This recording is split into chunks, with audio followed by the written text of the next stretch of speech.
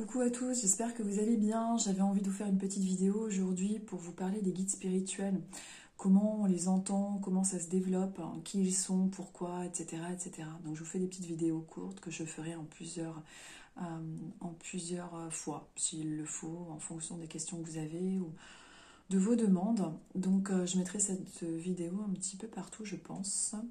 Alors, les guides spirituels. Donc, bon, moi j'appelle le mien le prof parce que c'est pour moi un enseignant spirituel qui me permet de voir au-delà des apparences, qui me permet de prendre de la hauteur face à certaines situations, face à certaines personnes de mon entourage aussi par rapport à leur comportement. Ils sont là pour nous aider à grandir comme eux, ils ont grandi. Et alors, comment ils se manifestent à nous? Ils se manifestent à nous sous forme d'idées. C'est-à-dire que si vous avez un mental qui est un petit peu trop chargé, si vous avez un mental qui est très présent, le fait de tout le temps réfléchir, d'être tout le temps en train de ressasser des choses, il n'y a plus vraiment de place pour pouvoir entendre par clairaudience. On a tous cette capacité à développer pour pouvoir entendre de l'autre côté, mais c'est vrai qu'il y a des gens qui sont assez dans le mental, et pour vos guides spirituels, c'est quand même assez compliqué de pouvoir interférer à travers votre esprit. Donc c'est vraiment quelque chose qui se travaille, tout comme la médiumnité. La médiumnité, ce sont des facultés qu'on a, alors depuis la naissance, ou des fois ça peut arriver après un choc psychologique ou après une expérience de mort imminente. Mais voilà, c'est un état en fait, un petit peu je dirais, la médiumnité, on peut développer, c'est pas quelque chose qui s'apprend vraiment, on peut développer, c'est vrai, mais c'est une question, je pense, de sensibilité, de savoir s'écouter. C'est quelque chose qui se travaille en permanence. C'est pas quelque chose qui est comme ça si facile. Ça se travaille, ça demande beaucoup de travail sur soi, selon moi, selon ma propre expérience. Concernant les guides spirituels, déjà, c'est quelque chose. Il faut leur laisser une petite place déjà dans votre esprit. Il faut apprendre à écouter cette petite voix intérieure. Les guides spirituels, c'est votre intuition. C'est vraiment ce qui se pose sur vous sans que vous réfléchissiez. Alors c'est vrai qu'en pratiquant la méditation, souvent ça peut aider justement à maîtriser le mental, ça permet de dompter le mental, ça permet de discipliner votre mental. C'est pour ça que souvent on recommande de pratiquer de la méditation. Après la méditation, c'est quelque chose qui est un petit peu compliqué pour pas mal de personnes. Manque de temps, pas envie, bref. Toujours le mental qui nous empêche, qui nous dit non mais là tu as ça à faire, tu ne vas pas aller maintenant méditer, etc., etc. Bon. Alors moi ce que je conseille en tout cas, c'est la méditation de pleine conscience qui est déjà quelque chose d'énorme. C'est un truc tout bête, mais par exemple vous étendez votre linge, j'adore l'image, mais vous étendez votre linge, et bien vous pensez que vous êtes en train d'étendre votre linge et à rien d'autre. Vous buvez une tasse de café, vous prenez le temps de vraiment boire votre tasse de café en pensant ce que vous faites. De vraiment se concentrer sur une chose. Ça permet déjà de commencer à travailler au niveau de notre mental, de le discipliner.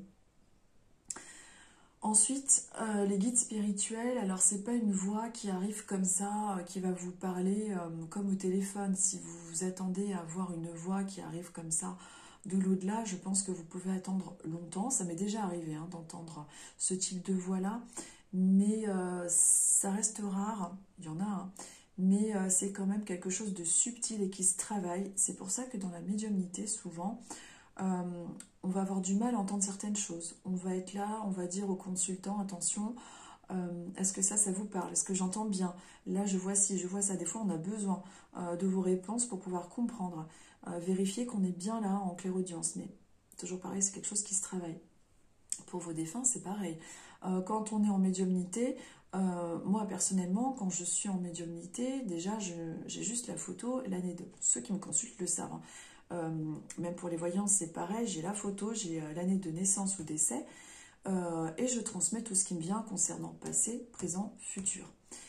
Je veux pas d'informations, je veux qu'on me dise rien, je veux être neutre au départ, et ensuite on vous balance des choses qui nous viennent dans notre esprit, des mots, des événements, des souvenirs, et c'est vous en fait qui comprenez de quoi on parle, parce qu'on ne fait que répéter des choses qu'on entend.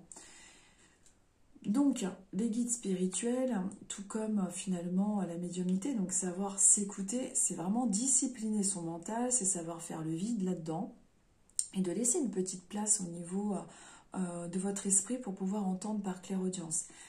Ça se travaille, hein. Voilà, ça se travaille, c'est vraiment du boulot sur soi. On a l'impression que les médiums comme ça, bah, ils ont tout comme ça en claquant des doigts. Ouais, c'est un don que vous avez, donc c'est facile pour vous. Non, non, ça demande une bonne hygiène de vie malgré tout. Bon, il y en a qui fument et tout, il n'y a pas de souci, mais je veux dire, la médiumnité, surtout quand vous faites du contact défunt, ça demande quand même une bonne hygiène de vie dans le sens vibratoire. Il faut avoir un bon taux de vitalité, un bon taux vibratoire, parce qu'on travaille quand même avec du subtil. Donc voilà, ça pour moi, ça demande quand même beaucoup d'efforts, c'est vraiment une façon de penser, un état d'être, etc. Bon, bref. Et les guides spirituels aussi n'iront pas forcément dans votre sens. Moi, quand mon prof, j'ai tendance à me plaindre parce que c'est vrai que voilà, je suis déçue de certaines personnes comme tout le monde. Des fois, j'essaye d'être sympa, puis je me rends compte que c'est toujours dans un sens, que je suis toujours dans l'écoute, que j'ai pas l'équilibre des choses ou que je me suis fait avoir, parce que c'est pas parce que vous êtes médium qu'on va tout vous dire. Vous avez un discernement à travailler en tant que médium autour de votre entourage, faire confiance à vos ressentis, puis des fois on vous met un voile devant les yeux. Donc on n'a pas la réponse évidemment à tout pour nous-mêmes en tout cas. Mais et puis des fois on a des réponses qu'on n'a pas envie d'entendre aussi. Bon, bref, ça c'est encore autre chose. Mais ce que je voulais vous dire, c'était quoi? Qu'est-ce que j'étais en train de vous dire avec le guide spirituel, là, avec le prof? Qu'est-ce que j'étais en train de leur expliquer? Oui, bah oui, c'est ça. En fait, que ils ne vont pas dans notre sens. Donc, par exemple, moi, c'est vrai que j'ai subi, comme tout le monde, des injustices, des choses qui m'ont que je trouve injustes. Voilà, je trouve que les gens, pour certains, sont vraiment tout est normal, tout est normal. Ils se rendent pas compte que des fois, je sais pas, vous n'êtes pas obligé de faire certaines choses. Voilà, il y a peut-être un manque de reconnaissance envers eux, enfin un manque de. Bref, on a toujours des râleries, des trucs, on est toujours en mode grognon, caliméro par moment. Et le guide spirituel ne veut pas vous dire, c'est vrai, tu sais que c'est vrai que t'es quelqu'un de bien, t'es quelqu'un de sympa, et c'est vrai que les êtres humains sont pas très cool avec toi, et c'est vrai, elle a pas été très sympa. Non, c'est pas du tout comme ça.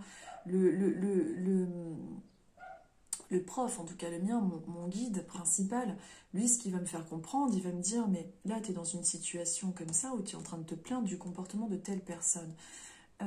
Est-ce que tu penses pas qu'au bout d'un moment, c'est pas à toi de mettre tes propres limites? Tu es en train de trouver que cette personne exagère alors que toi-même, tu ne poses pas certaines limites. Est-ce que tu penses pas que c'est toi qui as une faille avec un manque de confiance en toi ou un besoin de reconnaissance puisque tu n'as pas mis de limites?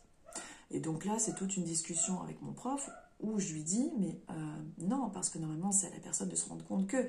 Et lui, il me dit non, parce que cette personne, elle n'est pas dans une mauvaise intention, elle ne se rend pas compte, elle pense que. Bon, bref, c'est pour vous dire qu'il n'ira pas forcément dans votre sens, hein, le guide spirituel. Bien au contraire, il vous remettra toujours, vous, avec vos propres failles, vos propres fragilités, vos propres incompréhensions. Et là, on est vraiment en quête de sagesse.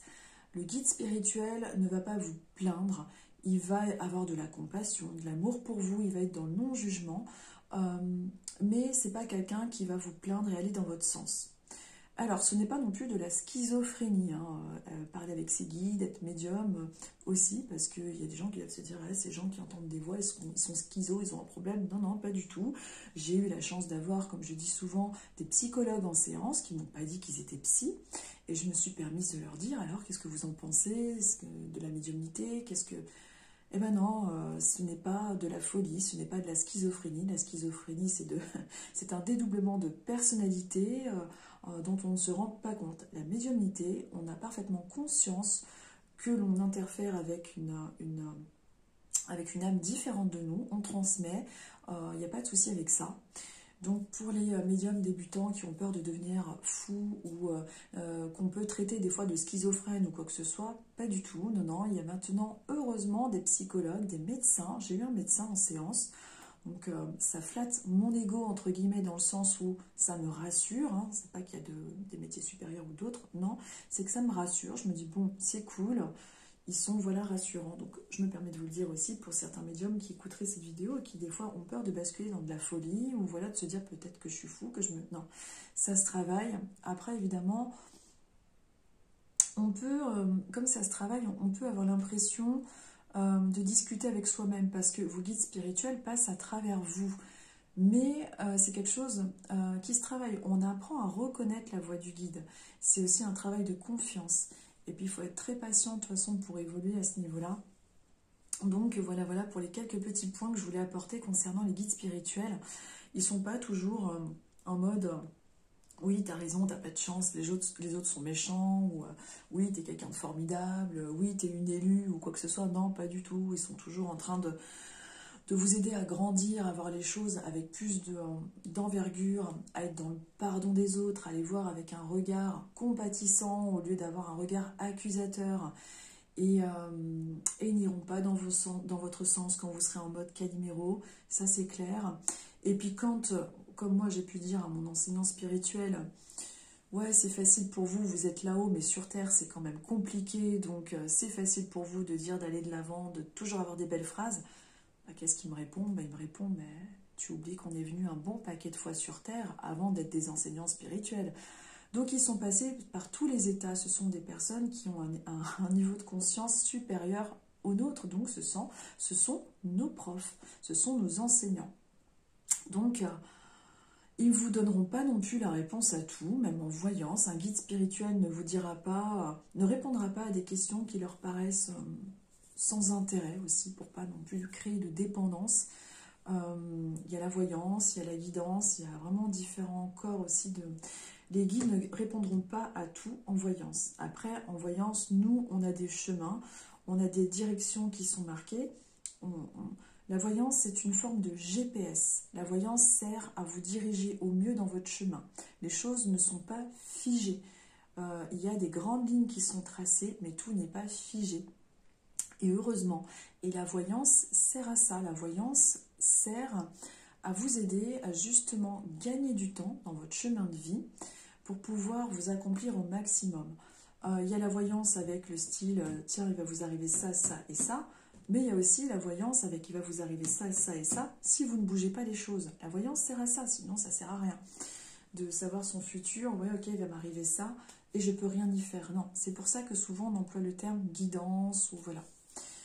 Donc j'avais envie d'apporter aussi ces petits points, ça pourra peut-être vous éclairer. Je vous souhaite une très bonne journée et je vous dis à bientôt.